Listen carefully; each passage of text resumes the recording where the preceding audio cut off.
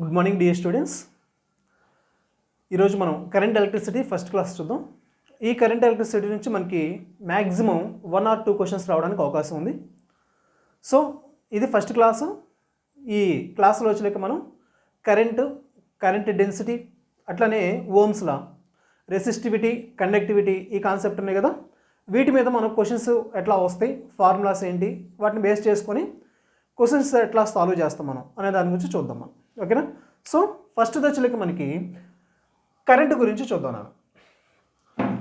మన దగ్గర ఒక కండక్టర్ ఉంది అనుకోండి అమ్మా. సో ఇది కండక్టర్,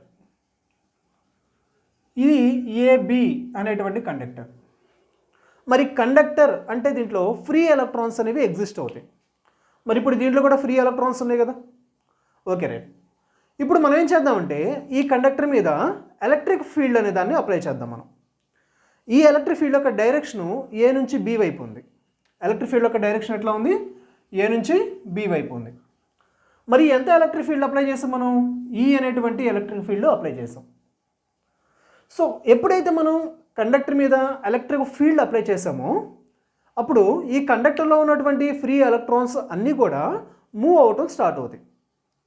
సో ఈ ఎలక్ట్రాన్స్ ఎలా మూవ్ అవుతాయి అని అంటే ఎలక్ట్రిక్ ఫీల్డ్ డైరెక్షన్కి ఆపోజిట్లో మూవ్ అవుతాయి. ఎలక్ట్రిక్ ఫీల్డ్ డైరెక్షన్కి ఆపోజిట్లో మూవ్ అవుతాయి.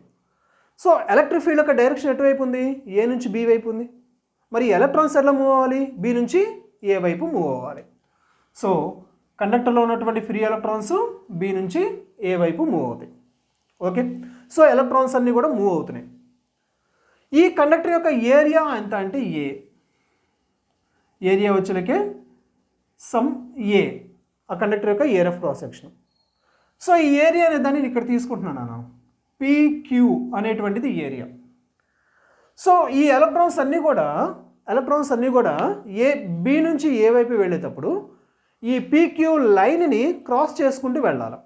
PQ లైన్ని క్రాస్ చేసుకుంటూ వెళ్ళాలి. సో ఎప్పుడైతే కొన్ని నెంబర్ ఆఫ్ ఎలక్ట్రాన్స్ PQ లైన్ని క్రాస్ చేసి అవతలకు వెళ్ళిపోతున్నాయో T అనేటువంటి టైంలో మనకు కరెంటు ప్రొడ్యూస్ అయింది అని చెప్పేసి అంటే టైం. సో ఎంత టైంలోనైనా T టైంలో ఎంత ఛార్జ్ క్రాస్ చేసింది PQ లైన్ని? Q charge. మరి ఛార్జ్ Q అనే దాన్ని ఎలా రాస్తా ఉన్నాం మనం? NEగా రాస్తాం మనం. N అంటే నెంబర్ ఆఫ్ ఎలక్ట్రాన్స్, E అంటే charge of each electron. Q అనేది NEగా రాస్తాం మనం. ఎప్పుడైతే Q ఛార్జ్ అనేది ఏదైనా ఒక పాయింట్ని, ఏదో ఒక ఏరియా ఆఫ్ క్రాస్ సెక్షన్ని T టైంలో క్రాస్ చేసినట్టయితే I అనేటువంటి కరెంటు డెవలప్ అవుతుంది. సో కరెంట్ I కొట్టి ఎట్లా రాస్తున్నానా? Q/Tగా రాస్తాం మనం. Q/Tగా రాస్తాం. సో Q అంటే ఏంటి? ఛార్జ్. T అంటే టైం.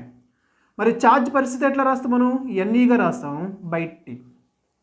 సో ఇది జనరల్గా మనం కరెంట్ కనుక్కోవడానికి ఉపయోగించేటువంటి formula I = Q/T. In case కనుక ఈ ఛార్జ్ అనేది టైంతో పాటు వేరీ అవుతూ ఉంటే, అంటే ఈ ఛార్జ్ అనేది ఆ PQ లైన్ని క్రాస్ చేసే ఛార్జ్ అనేది ఇంక్రీజ్ అవుతూ వెళ్ళింది లేదా డిక్రీజ్ అవుతూ వెళ్ళింది అంటే టైం డిపెండెంట్. ఛార్జ్ అనేది time dependent.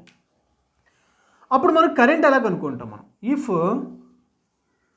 Charge is time dependent అప్పుడు మనం కరెంట్ ఎలా కనుక్కుంటాం మనం? కరెంట్ I = ఎలా రాస్తామంటే dQ/dtగా రాస్తాం మనం. I = dQ/dtగా రాస్తాం మనం. ఓకే. మరి దీని యొక్క యూనిట్స్ ఏంటి చెప్పండి నాకు. కరెంట్ యొక్క యూనిట్స్ ఏంటి? ఛార్జ్కి యూనిట్ ఏంటి? కరెంట్ I = Q/T కదా. ఛార్జ్ యొక్క యూనిట్ ఏంటి? కూలుమ్స్. మరి టైం యొక్క యూనిట్ ఏంటి? సెకండ్. సో కూలుమ్ పర్ సెకండ్ అంటాం, లేదా సింపుల్గా మనం యాంపియర్ అని కూడా అంటాం మనం. ఈ కరెంట్ యొక్క యూనిట్ని కూలుమ్ పర్ సెకండ్ లేదా యాంపియర్ అని అంటాం. అయితే మనం వీటితో పాటుగా ఇంకొన్ని మనం ఉపయోగిస్తాం అన్నా. ఏంటంటే అవి మిల్లీ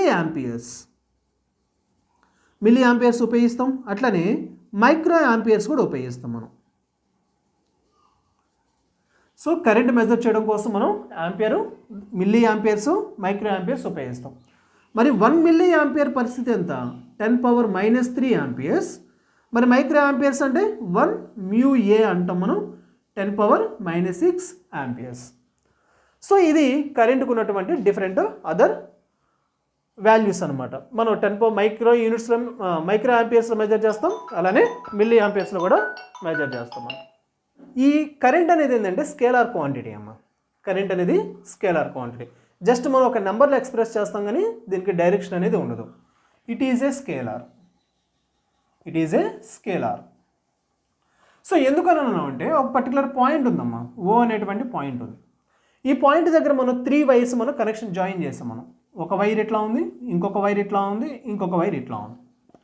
సో ఏ అనేటువంటి వైర్ గుండా మనకి ఓఏ వైర్ గుండా 3 యాంపియర్స్ కరెంట్ వచ్చింది.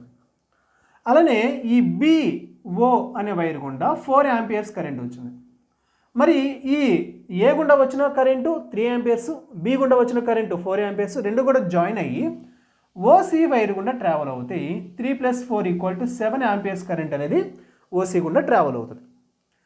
సో మనకి ఈ వైర్ గుండా వచ్చేటువంటి కరెంట్ జాయిన్ అయ్యి వెళ్ళిపోతుంది. సో మనం ఇక్కడ నార్మల్ ఆల్జిబ్రా లాస్ అనే వాటిని మనం అప్లై చేస్తున్నాం.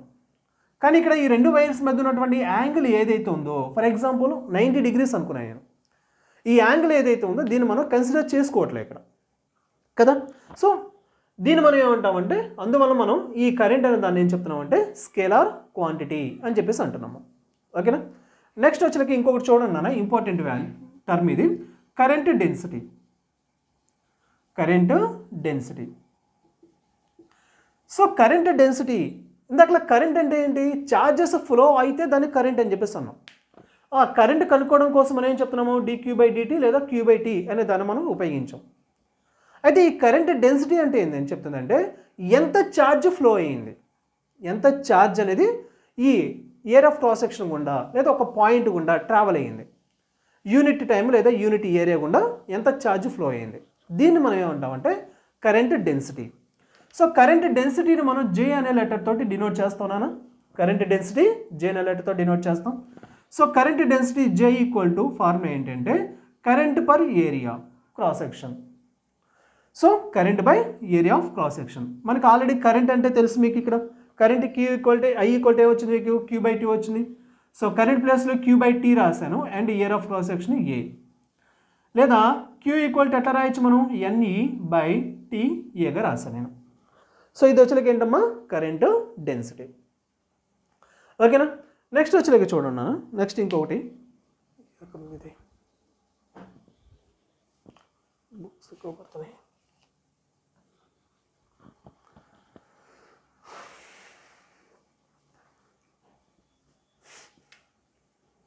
తర్వాత వచ్చేకి నాన్న ఇంకొక ఇంపార్టెంట్ కాన్సెప్ట్ ఏంటి అని అంటే,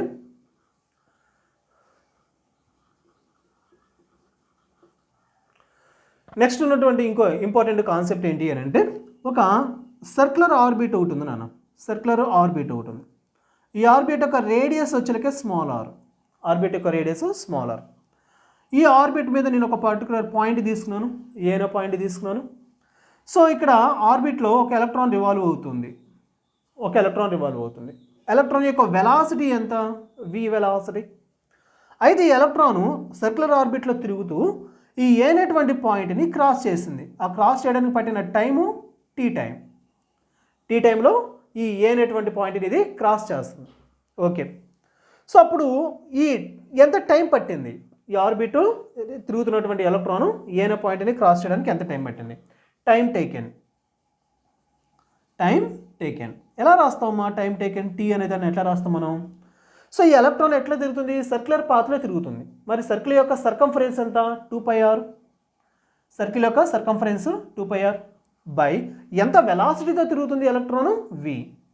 సో ఇది టైం పీరియడ్. ఈ సర్క్యులర్ పాత్లో ప్రతి టీ టైంకి ఎలక్ట్రాను ఏ అనే పాయింట్ని క్రాస్ చేస్తుంది. ఓకే. సో ఆ టైం అనేదాన్ని మనం కనుక్కున్నాం, 2πr/v. 2πr/v. మరి పర్ సెకండ్కి ఎన్ని నెంబర్ ఆఫ్ టైమ్స్ ఇది తిరుగుతుంది, పర్ సెకండ్కి ఎన్ని నెంబర్ ఆఫ్ టైమ్స్ తిరుగుతుంది, దాన్ని మనం ఏమంటాం, ఫ్రీక్వెన్సీ అని చెప్పేసి అన్నాం. మనం ఫ్రీక్వెన్సీ అని చెప్పేసి అన్నాం. ఫ్రీక్వెన్సీని నేను n అనే లెటర్తో డినోట్ చేస్తున్నాను. కొంతమంది f రాస్తారు, కొంతమంది న్యూ అనే లెటర్ తోటి కూడా డినోట్ చేస్తారు. కాకపోతే ఇక్కడ నేనేం చేస్తున్నానంటే nt తీసుకున్నాను. సో ఫ్రీక్వెన్సీ n = 1/t రాస్తాం మనం, 1/t. That is frequency n = 1/t. మరి t అంటే వాల్యూ ఎంతమ్మా, 2πr/v. 2πr/v దాన్ని నేను రాస్తున్నా చూడండి 2πr/v. So frequency n equal to ఏమైంది నాన్న v ఈక్వల్ టు 2πr. లేదా దీన్ని ఇట్లా రాసుకోవచ్చు మనం n equal to v/2πr, velocity by 2πr. ఓకేనా, రైట్. సో ఇంతవరకు మనకి ఓకే. ఎలక్ట్రాన్ ఉంది, ఎలక్ట్రాన్ ఆర్బిట్లో తిరుగుతుంది. ఆ తిరగడానికి దానికి ఎంత టైం పట్టింది, పర్ సెకండ్కి ఎన్ని నెంబర్ ఆఫ్ టైమ్స్ తిరుగుతుంది, దాని ఫ్రీక్వెన్సీ. సో ఎప్పుడైతే ఇందాక మనం ఏం చెప్పుకుంటున్నాం, ఒక ఎలక్ట్రాను ఒక ఛార్జ్డ్ పార్టికల్ ఒక పర్టికులర్ పాయింట్ని క్రాస్ చేసిన, ఒక పర్టికులర్ ఏరియా ఆఫ్ క్రాస్ సెక్షన్ని క్రాస్ చేసిన మనం ఏం చెప్తున్నాం, కరెంట్ అని చెప్తున్నాం మొదటి నుంచి. సో ఇప్పుడు కూడా ఎలక్ట్రాన్ ఏమవుతుంది, ఏనటువంటి పాయింట్ని ప్రతి టీ టైంకి క్రాస్ చేస్తుంది, అంటే ఇక్కడ కరెంట్ అనేది డెవలప్ అవుతుంది కదా. సో ఆ కరెంట్ అనే దాన్ని ఎలా రాస్తాం మనం, కరెంట్ I ఈక్వల్ టు ఎలా రాస్తానా, Q/Tగా రాస్తాం మనం. మరి Q వచ్చేలకి ఏంటి, ఇక్కడ ఛార్జ్ కదా, Q అనేది ఇక్కడ ఛార్జ్. సో ఎన్ని తిరుగుతున్నాయి, ఇక్కడ ఎన్ని ఛార్జ్డ్ పార్టికల్స్ తిరుగుతున్నాయి, ఒకటే, అది కూడా ఎలక్ట్రాన్. కాబట్టి ఛార్జ్ ప్లేస్లో నేను ఎలక్ట్రాన్ రాస్తాను. అంటే బై టైం T రాయాలి. T ఎక్కడ ఉంది, డినామినేటర్లో ఉంది. సో ఏం రాస్తాం మనం, 2πr/v ఇట్లా రాస్తాం మనం. So current I equal to EV/2πr. లేదా Q/T అంతే ఉంచుకోండి, దాన్ని ఛార్జ్ E కాబట్టి E రాస్తాను. 1/T ఉంది కదా, 1/T అంటే ఫ్రీక్వెన్సీ En. కాబట్టి ఇప్పుడు మనం ఏం చేయొచ్చు, కరెంటు కావాలి అని అంటే I equal to E into frequency, charge into frequency రాయొచ్చు. లేదా కరెంట్ కావాలంటే EV/2πr. ఈ రెండిట్లో మనం ఏదైనా రాయొచ్చు. ఓకేనా. సో ఇది బేసిక్ ఫార్ములాస్ మనకి స్టార్టింగ్లో. సో ఈ ఫార్ములాస్ని ఉపయోగించి మనం క్వశ్చన్స్ ఎలా సాల్వ్ చేయాలి అనే దాని గురించి చూడండి. ఓకేనా, నోట్ చేసుకోండి ఫస్ట్. ఇది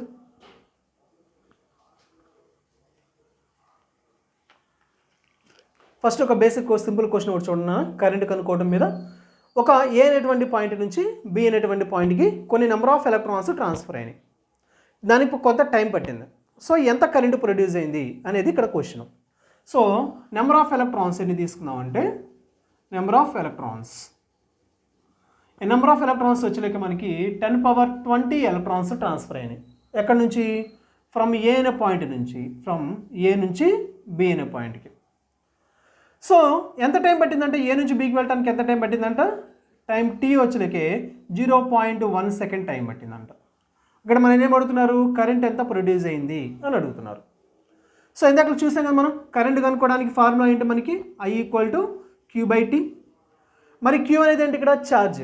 మరి మనకి ఎంత ఛార్జ్ ఇవ్వలేదు, అప్పుడు మనం ఏ ఫార్ములా ఉపయోగించుకోవాలి, మనం ఇక్కడ Q ప్లేస్లో NE/Tగా రాయాలి మనం, NE/T.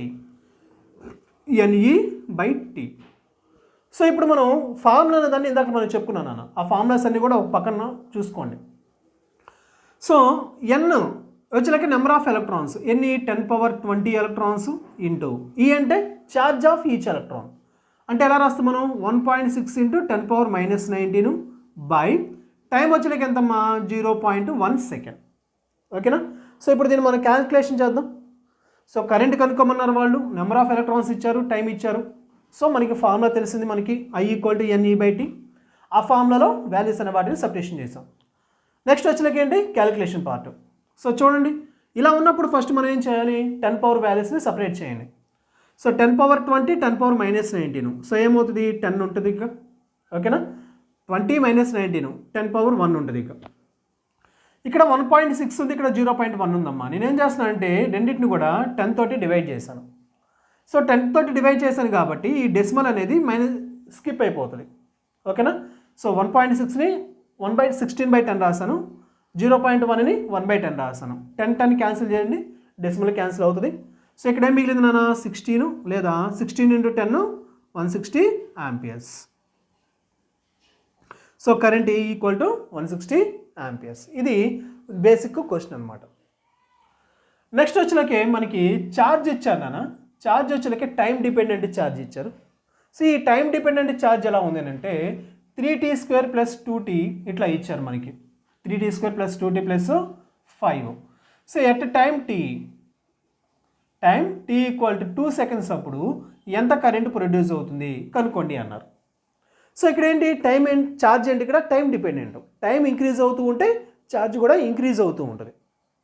ఫర్ ఎగ్జాంపుల్ టైం ప్లేస్లో మనం 1 సెకండ్ తీసుకున్నాం అనుకో, 1 3t² ప్లస్ 5 తీసుకోండి, చాలా సింపుల్గా వెళ్ళిపోతుంది. 3t² plus 5. So time 1 second తీసుకున్నాం అనుకో, 1² t ప్లస్లో 1 పెట్టండి. 1² అంటే 1, 1 × 3 ఎంత 3, 3 + 5 8. సో 1 సెకండ్ అప్పుడు ఎంత ఛార్జ్ ఫ్లో అయింది 8 కూలమ్స్. అదే మనం టైం 2 సెకండ్స్ తీసుకున్నాం అనుకో, 2² అంటే 4, 4 × 3 = 12, 12 + 5 ఎంత 17. సో టైం 2 సెకండ్ అప్పుడు ఎంత ఛార్జ్ ఫ్లో అయింది 17 కూలమ్స్ ఛార్జ్ ఫ్లో అయింది. సో ఛార్జ్ ఏమవుతుంది ఇంక్రీజ్ అవుతూ వెళ్తుంది. సో దీన్ని మనం టైం డిపెండెంట్ అని చెప్పేసి అంటాం. అప్పుడు 2 సెకండ్స్ టైం అప్పుడు ఎంత కరెంటు ఫ్లో అయింది అని అడుగుతున్నారు వాళ్ళు మనకి. So current I = A formula తీసుకోవాలి మనం, dq/dt తీసుకోవాలి మనం. ఎందుకని ఛార్జ్ అనేది టైం డిపెండెంట్ కాబట్టి. సో d/dt ఎంత రాసుకున్నాను నేను, q వచ్చేలకే ఛార్జ్ కదా, ఎంత 3t² ప్లస్ 5. సో ఇప్పుడు ఈ 3t² ప్లస్ 5 అనే దాన్ని మనం డిఫరెన్సియేషన్ చేయాలి. సో డిఫరెన్సియేషన్ చేస్తే ఏమవుతుంది నాన్న, 60 + 0, 60 + 0. సో డిఫరెన్సియేషన్స్ తెలుసు కదా మీకు, 3 × 2 6 అయింది, t⁻1 వాల్యూ తగ్గిపోతుంది. ఇక 5 అనేది ఏంటి కాన్స్టెంట్, జస్ట్ ఒక నెంబర్. సో కాన్స్టెంట్ని మనం డిఫరెన్సియేషన్ చేస్తే వాల్యూ ఏమవుతుంది 0 అవుతుంది. సో 0. సో కరెంట్ I = 60 వచ్చింది నాన్న. మనకేమడుతున్నారు 2 సెకండ్స్ అప్పుడు ఎంత, టైం t = 2 సెకండ్స్ అప్పుడు కరెంట్ ఎంత. సో 6 × టైం ప్లస్ మనం ఏం చేయాలి 2 సెకండ్స్ పెట్టాలి. 2 × 6 ఎంత 12 ఆంపియర్స్. 12 ఆంపియర్స్ కరెంట్ అనేది ప్రొడ్యూస్ అవుతుంది ఇక్కడ. ఓకేనా. సో ఇది ఇంకొక మోడల్ క్వశ్చన్ మనకి ఇక్కడ అడగడానికి అవకాశం ఉన్నటువంటి క్వశ్చన్స్లో ఇది ఒకటి. ఓకేమ్మా. నెక్స్ట్ ఇంకొకటి చూడండి, మీకు ఇక్కడ నోట్ చేసుకోండి ఫస్ట్ ఒకసారి. ఓకేనా. నెక్స్ట్ ఈసారి ఒక సర్క్యులర్ ఆర్బిట్ తీసుకుందామా. ఈ సర్క్యులర్ ఆర్బిట్లో ఎలక్ట్రాన్స్ రివాల్వ్ అవుతూ ఉంటాయి. మరి ఎలక్ట్రాన్స్ రివాల్వ్ అవుతున్నప్పుడు మరి కరెంటు ప్రొడ్యూస్ అయింది అనే దాన్ని మనం కనుక్కోవాలి. సో కాన్సెప్ట్ గుర్తుందిగా మీకు, ఇందాకలా ఒక ఆర్బిట్ తీసుకున్నాం, ఆర్బిట్లో ఎలక్ట్రాన్ రివాల్వ్ అవుతుంది. ఈ ఎలక్ట్రాన్ రివాల్వ్ అవుతున్నప్పుడు ఎంత కరెంటు ప్రొడ్యూస్ అయింది, ఈ కాన్సెప్ట్ గుర్తుంది కదా, ఆ ఫార్ములాస్. సో వాటిని ఉపయోగించుకుంటాను ఇక్కడ నేను. సో క్వశ్చన్ వచ్చేలకి ఏంటంటే నాన్న, ఒక సర్క్యులర్ ఆర్బిట్ ఉందమ్మా. ఈ సర్క్యులర్ ఆర్బిట్ యొక్క రేడియస్ వచ్చేలకి స్మాల్ ఆర్గా తీసుకున్నాను. రేడియస్ వచ్చేలకి ఎంత అంటే 5 × 10⁻⁻11 మీటర్స్. సర్క్యులర్ ఆర్బిట్ యొక్క రేడియస్ పైకి వెళ్ళిపోయిందా, సర్క్యులర్ ఆర్బిట్ యొక్క రేడియస్ అంతా 5 × 10⁻⁻11 మీటర్స్. సో ఇది వచ్చేలకి పర్ సెకండ్కి 6 × 10⁻15 రివల్యూషన్స్ చేస్తుంది. పర్ సెకండ్కి 6 × 10⁻15 రివల్యూషన్స్ చేస్తుంది. సో మనల్ని ఏమడుగుతున్నారు, కరెంట్ కనుక్కోండి అన్నారు, కరెంట్ కనుక్కోండి అన్నారు. సో మనకి ఇచ్చినటువంటి ఏంటి ఆర్బిట్, ఆర్బిట్ యొక్క రేడియస్ ఇచ్చారు, నెక్స్ట్ ఫ్రీక్వెన్సీ ఇచ్చారు. సో ఫ్రీక్వెన్సీ మనం ఎన్గా తీసుకున్నాం కదా, సో ఫ్రీక్వెన్సీ ఎన్ ఇచ్చారు మనకి. మనల్ని కనుక్కోమంటున్నారు, కరెంట్ కనుక్కోమన్నారు. ఓకే. సో కరెంట్ కనుక్కోవడానికి ఫార్ములా ఏంటి మనకి ఇక్కడ, కరెంట్ I = q/t మామూలుగా వాస్తవానికి. సో q వచ్చేలాగే ఛార్జ్, ఇక్కడ ఒకే ఎలక్ట్రాన్ కాబట్టి ఈగా రాశాను. ఇక 1/t ఉంది, 1/t అంటే ఫ్రీక్వెన్సీ n, 1/t అంటే ఫ్రీక్వెన్సీ nగా రాశాను. ఓకే చూడండి, ఛార్జ్ వచ్చేలాగా ఎంతనమ్మా, ఒక ఎలక్ట్రాన్ కాబట్టి 1.6 × 10⁻−19. ఇకపోతే ఫ్రీక్వెన్సీ n వాల్యూ వచ్చేలాగా ఎంత 6 × 10⁻15. ఓకేనా, క్లియర్. సో వాల్యూస్ ఎలా సపరేషన్ చేస్తామని అర్థమైంది కదా. నెక్స్ట్ వచ్చేలాగా క్యాలిక్యులేషన్ చూడండి నాన్న, 10 పవర్ వాల్యూస్ని సపరేట్ చేయండి. 10⁻−19 10⁻15 కదా, అప్పుడు ఏముంటుంది, ఎంత ఉంటుంది 10⁻−4. ఇకపోతే 16 × 6 వాల్యూ చూడండి నాన్న, 6 × 6 ఎంత 36, 9.6. ఇది కరెంటు, యూనిట్స్ వచ్చేలకే ఆంపియర్స్. ఓకేనా. సో ఈ విధంగా ఒక ఎలక్ట్రాను ఆ రేడియస్ 5 × 10⁻−11 రేడియస్లో పర్ సెకండ్కి 6 × 10⁻15 రివల్యూషన్స్ చేస్తూ ఉంటే, అన్ని నెంబర్ ఆఫ్ టైమ్స్ తిరుగుతూ ఉంటే సెకండ్కి ఎంత కరెంటు ప్రొడ్యూస్ అవుతుందంట 9.6 × 10⁻−4 ఆంపియర్స్ కరెంటు ప్రొడ్యూస్ అవుతుంది. ఓకేనా. నెక్స్ట్ అట్లానే ఇదే మోడల్ ఇంకో క్వశ్చన్ చూడన్నాను. ఈసారి మనం ఏం తీసుకుంటున్నాం అంటే హైడ్రోజన్ ఆటమ్ తీసుకుందాం మనం. ఈ హైడ్రోజన్ ఆటమ్ యొక్క రేడియస్ వచ్చేలకి ఎంత అంటే 5 × 10⁻−11 మీటర్స్ మనం. ఓకేనా, అర్థమైందా. నెక్స్ట్ దీనికి వెలాసిటీ ఇచ్చాను నాన్న. ఈసారి మనకి వెలాసిటీ వచ్చేలకి ఎంత ఇచ్చారంటే 2.2 × 10⁻6 మీటర్స్ పర్ సెకండ్. ఆర్బిట్ యొక్క రేడియస్ ఇచ్చారు 5 × 10⁻11 మీటర్స్. మరి ఆర్బిట్లో ఎలక్ట్రాన్ తిరుగుతుంది కదా, దాని వెలాసిటీ ఇచ్చారు 2.2 × 10⁻6 మీటర్స్ పర్ సెకండ్. సో ఇక్కడ మనల్ని ఏమడుగుతున్నారు, కరెంట్ అడుగుతున్నారు. సో కరెంట్ ఎలా కనుక్కుంటాం మనం, కరెంట్ I ఈక్వల్ ఎలా కనుక్కుంటాం మనం. So current I equal to formula ఏంటి మనకి, Q/T. సో ఛార్జ్ వచ్చాక ఒక ఎలక్ట్రాన్ కాబట్టి E రాశాను, టైం T వచ్చాక ఎలా రాస్తాం మనం, 2πr/Vగా రాస్తాం మనం. సో E అంటే ఎలక్ట్రాన్ కదా, ఎలక్ట్రాన్ యొక్క ఛార్జ్ 1.6 × 10⁻19. మరి వెలాసిటీ ఎంత నాన్న, 2.2 × 10⁻6 metres per second. And 2 × pi value 3.14 and radius వచ్చేలాగా చూడండి 5 × 10⁻11. సో ఇప్పుడు వాల్యూస్ అనే వాటిని మనం సబ్స్టిట్యూషన్ చేసాం. సో క్యాలిక్యులేషన్ గమనించండి ఒకసారి, ఇక్కడ మనకి ఎలా ఉంటుంది. సో ఫస్ట్ మనం ఏం చేయాలి, 10 పవర్ వాల్యూస్ని సపరేట్ చేయాలి. 10⁻11 డినామినేటర్లో ఉంది, పైకి వెళ్తే +11, 11 6 17, 17 -19, అప్పుడు ఏమవుతుంది 10⁻2 ఉంటుంది. రైట్. ఇకపోతే 2 5 10 డినామినేటర్లో ఉంది కదా, ఇది కూడా పైకి పంపించండి, 10⁻3 అవుతుంది. ఇకపోతే గమనించండి, ఇక పైన ఉంది 1.6 × 2.2 ఉంది, డినామినేటర్లో వచ్చినకే కేవలం 3.14 మాత్రమే ఉంది. ఓకేనా, రిమైనింగ్ వాల్యూస్ అని మనం సపరేట్ చేసాం. సో 1.6 × 2.2 వాల్యూ ఎంత అంటే 3.5 అమ్మ, 3.14 × 10⁻3. సో ఎనీ టైమ్స్ క్యాన్సిల్ అవుతుంది నాన్న, దీంట్లో 3.5లో 3.14 అనేది 1.1 టైం క్యాన్సిల్ అవుతుంది, 10⁻3. సో కరెంట్ కాబట్టి యూనిట్స్ వచ్చేలకి ఏంటి, ఆంపియర్స్. ఓకేనా, సో నోట్ చేసుకోండి. ఈ విధంగా మనకి ఈ మోడల్లో క్వశ్చన్స్ అనేవి అడగటం అనేది జరుగుతుంది. ఎక్కువగా సింపుల్గా మనకి ఛార్జీ లేదా కరెంట్ మీద, లేకపోతే రేడియస్ ఇచ్చేసి మనకి కరెంట్ కనుక్కోమని, ఫ్రీక్వెన్సీ ఇచ్చి కరెంట్ కనుక్కోమని, లేదా రేడియస్ వెలాసిటీ ఇచ్చేసి కరెంట్ కనుక్కోమని, ఈ మోడల్లో క్వశ్చన్స్ ఇట్లా ఉంటాయి. సో నోట్ చేసుకొని నెక్స్ట్ ఇంకో క్వశ్చన్స్ చూద్దాం మనం. ఓకేనా, నెక్స్ట్ టాపిక్ వచ్చేకి ఓమ్స్ల మీద. ఓకేనా, సో ఓమ్స్లో వచ్చేకి మనం ఏం చెప్తాం, ఒక కండక్టర్ తీసుకుంటాం, ఈ కండక్టర్ యొక్క లెంత్ ఎల్ అండ్ దీని యొక్క area of cross section A and దీని యొక్క టెంపరేచర్ T. ఈ length, area of cross section, time, temperature, ఈ మూడిట్లో చేంజెస్ రానంత వరకు కూడా ఓకేనా ఆ కండక్టర్ యొక్క బోత్ ఎండ్స్ మధ్య ఉన్నటువంటి పొటెన్షియల్ డిఫరెన్స్కి డైరెక్ట్లీ ప్రపోర్షనల్లో కరెంట్ అనేది ఫ్లో అవుతుంది. ఓకేనా, సో చూడండి ఇక్కడ మనం ఒక కండక్టర్ తీసుకుందాం. మనం ఇది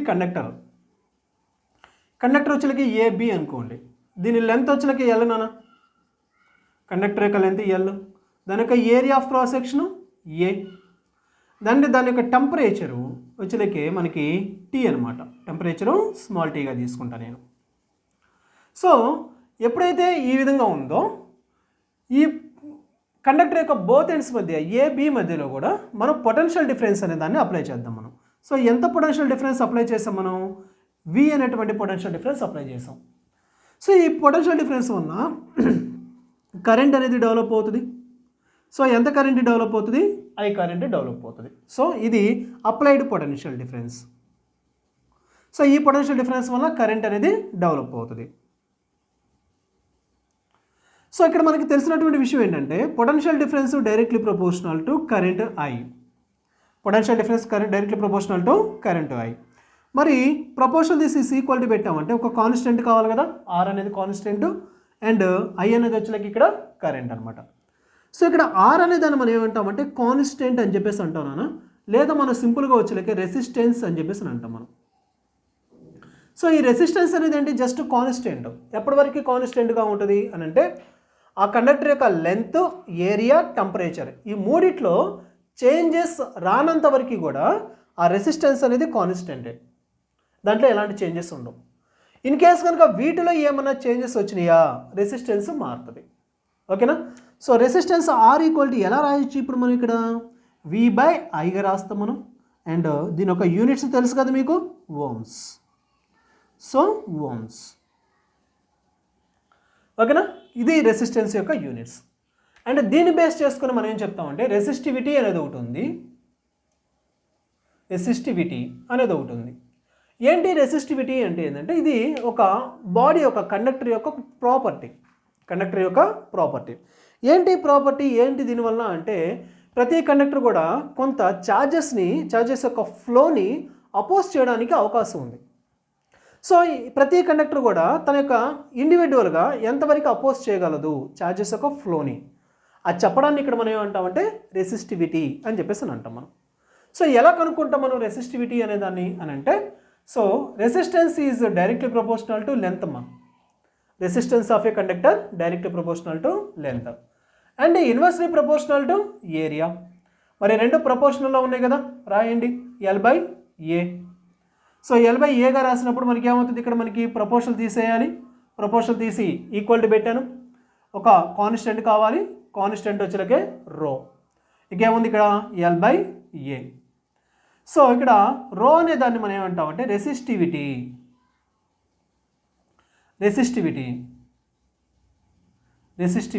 అని అంటాం మనం. So resistivity rho equal to ఎలా రాస్తాం మనం, RA/Lగా రాస్తాం. మరి దీని యొక్క ఒకవేళ కనుక మనం తీసుకున్నటువంటి కండక్టర్ యొక్క లెంత్ 1 మీటర్ అండ్ దాని యొక్క area of cross section 1 metre square, అప్పుడు resistance of the conductor is equal to resistance of the conductor is equal to its resistivity అని చెప్తాం మనం. ఓకేనా, ఇది రెసిస్టివిటీ. మరి రెసిస్టివిటీ అంటే ఏంటి, ఎంత అపోజ్ చేస్తుంది అనేది. మరి ఎంత అపోజ్ చేస్తుంది అని తెలిసినప్పుడు ఎంత ఎలో చేస్తుందో కూడా తెలుసుకోవచ్చుగా. ఒక కండక్టరు ఛార్జెస్ యొక్క ఫ్లోని ఎంత అపోజ్ చేస్తుంది తెలుసు మనకి, ఈ ఫామ్లో ఉపయోగించి కనుక్కుంటాం. మరి ఎంత అపోజ్ చేస్తుందో తెలిసినప్పుడు ఎంత ఎలో చేస్తుందో తెలుసుకోవచ్చు కదా. సో దాన్ని మనం ఏమంటామంటే కండక్టివిటీ అని అంటాం మనం, కండక్టివిటీ. సో కండక్టివిటీ వచ్చేలకి సింబల్ వచ్చేలకే సిగ్మా నాన్న, కండక్టివిటీ యొక్క సింబల్ వచ్చేలకే సిగ్మా. ఈ సిగ్మా ఈక్వాలిటీ ఎలా రాస్తామంటే 1/ρగా రాస్తాం మనం, అంటే reciprocal of the resistivity. So మీకు ఆల్రెడీ తెలుసు 1/ρ అంటే మీకు తెలుసు, ఇక్కడ రో ఈక్వాలిటీ ఏం రాస్తారు మీరు, RA/L. సో ఇక్కడ మీరే రాయొచ్చు RA/L, ఇది కండక్టివిటీ. ఓకేనా. సో ఈ వాల్యూస్ మనం ఉపయోగించేసి ఈ ఫార్ములాస్ని ఉపయోగించి మనం ప్రాబ్లమ్స్ అనే వాటిని సాల్వ్ చేద్దాం. ఇప్పుడు ఒకసారి ఒక నిమిషం ప్రాబ్లమ్స్ నోట్ చేసుకోండి. ఓకేమా. సో ఇప్పుడు మనం ఈ ఓమ్స్ లాని బేస్ చేసుకొని మనకి క్వశ్చన్స్ ఎట్లా సాల్వ్ చేస్తామని చూద్దాం. సో దానికి అవసరమైనటువంటి ఫార్ములాస్ అన్నిటిని కూడా మనం ఒక పక్కన రాసుకున్నాం. సో మనకి అవసరమైనప్పుడు వీటి నుంచి ఫార్ములాస్ అనే వాటిని తీసుకుందాం మనం. సో ఫస్ట్ క్వశ్చన్ ఒకటి చూడండి, మీకు ఫస్ట్ క్వశ్చన్ ఒకటి చూడండి. ఒక సర్క్యూట్ ఉంది నాన్న, సర్క్యూట్లో వచ్చినకే ఒక బ్యాటరీ ఉంది, బ్యాటరీ యొక్క పొటెన్షియల్ వచ్చాకే 10 వోల్ట్ అమ్మ. దీని ఏం చేశారంటే ఒక 200 వోల్ట్ పొటెన్షియల్ ఉన్నటువంటి ఒక బ్యాటరీకి కనెక్షన్ చేశారు. ఆ సెల్లో కొంత ఇంటర్నల్గా రెసిస్టెన్స్ ఉంది, ఆ రెసిస్టెన్స్ వచ్చాక 38 ohms. సో ఇప్పుడు ఈ సర్క్యూట్ వల్ల ఎంత కరెంటు ప్రొడ్యూస్ అవుతుంది కనుక్కోండి అని చెప్పేసి అన్నారు. ఓకేనా. సో చాలా సింపుల్ క్వశ్చన్, చాలా బేసిక్ క్వశ్చన్ ఇది. చూడండి ఒకసారి, ఒక సర్క్యూట్ ఉంది, సర్క్యూట్లో 2 సెల్స్ ఉన్నాయి. ఒక సెల్ యొక్క పొటెన్షియల్ ఎంత 10 వోల్ట్, రెండో దాని యొక్క పొటెన్షియల్ ఎంత 200 వోల్ట్. అండ్ సెల్లో కొంత ఇంటర్నల్గా రెసిస్టెన్స్ ఉంది, దాన్ని మనం సపరేట్గా చూపించాం ఇక్కడ 38 ohms. సో ఇప్పుడు ఈ సర్క్యూట్లో ఎంత కరెంట్ ఫ్లో అవుతుంది ఇది కనుక్కోవాలి మనం. సో ఇక్కడ మనం ఏం ఉపయోగించాలి, పొటెన్షియల్ ఉంది, రెసిస్టెన్స్ ఉంది, కరెంట్ కనుక్కోవాలి. ఏ ఫార్ములా ఉపయోగించాలి, ఓమ్స్ల ప్రకారం మనం చేస్తాం. So from Ohm's law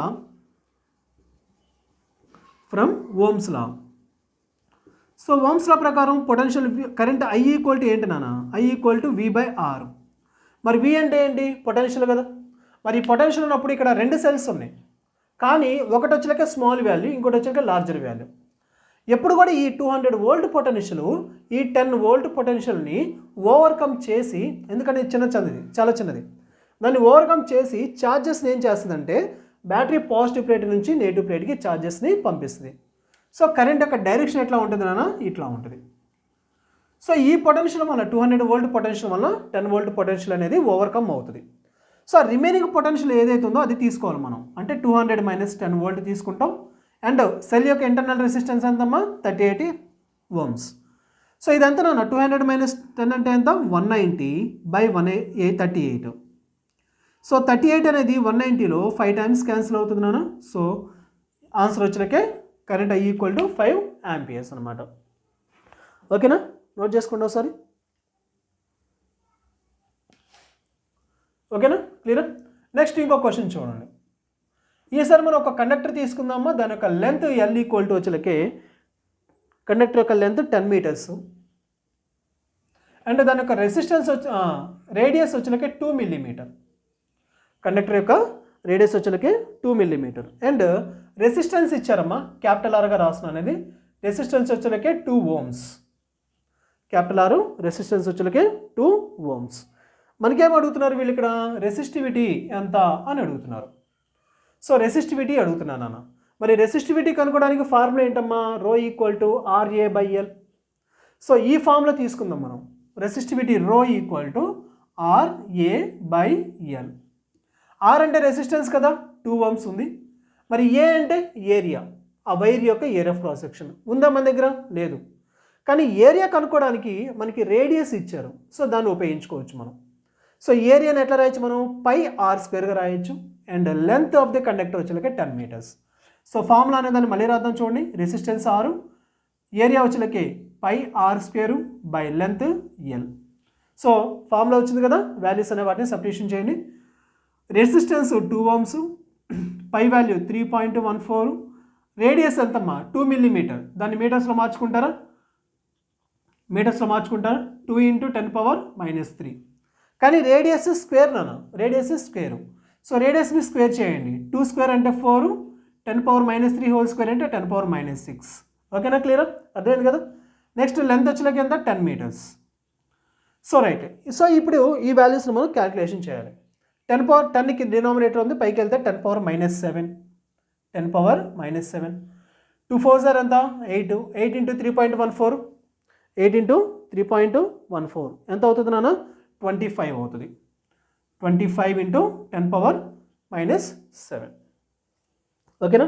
so ఈ విధంగా మనకి క్వశ్చన్స్ అనే వాటిని మనం సాల్వ్ చేస్తాం. సో దీంట్లో ఒక క్వశ్చన్ అనేది మీకు ఇస్తాను నేను.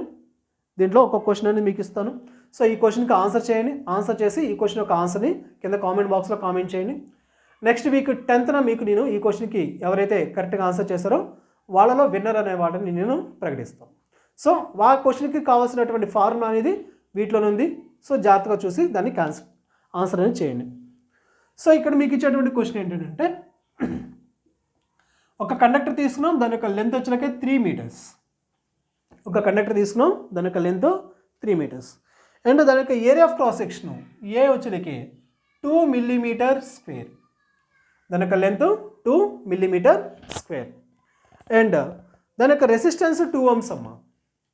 రెసిస్టెన్స్ వచ్చేలకి ఎంత? 2 ఓమ్స్. మనకేం కావాలి? కండక్టివిటీ కావాలి. ఓకేనా?